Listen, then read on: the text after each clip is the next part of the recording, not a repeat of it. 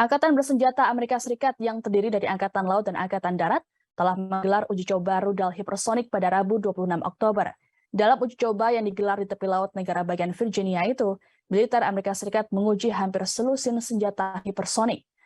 Menurut laporan Pentagon, kegiatan tersebut berjalan dengan sukses. Senjata hipersonik tersebut meluncur dengan kecepatan 5 kali kecepatan suara atau setara 6.200 km per jam. Angkatan Laut Amerika Serikat dalam keterangannya pada Kamis 27 Oktober mengatakan bahwa Sandia National Laboratories telah melakukan evaluasi terhadap senjata hipersonik. Amerika Serikat dan para pesaingnya saat ini tengah mempercepat langkah mereka untuk membangun senjata hipersonik. Untuk mempercepat pengembangan, Pentagon meluncurkan eksperimen dan prototipe dengan menggunakan roket suborbit, sebuah kendaraan tes yang lebih kecil dan lebih murah untuk mengisi celah penting antara tes darat dan tes penerbangan sistem penuh.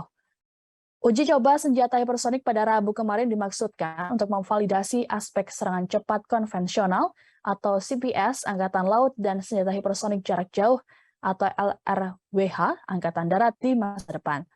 Menurut Angkatan Laut Amerika Serikat, roket kedua akan diluncurkan pada Kamis dan akan melakukan 13 eksperimen tambahan yang dirancang untuk menginformasikan pengembangan senjata hipersonik. Data yang dikumpulkan dari tes ini akan membantu dalam pengembangan sistem hipersonik Prom Strike konvensional Angkatan Laut dan senjata hipersonik jarak jauh Angkatan Darat. Kedua program akan menggunakan Common Hypersonic Glide Body, sebuah proyektil yang dibawa di atas roket pendorong yang meluncur menuju targetnya dengan kecepatan lebih dari Mach 5. Pengujian senjata hipersonik ini dilakukan tak lama setelah Rusia mengumumkan akan menggelar latihan nuklir yang akan dimulai pada Rabu 26 Oktober.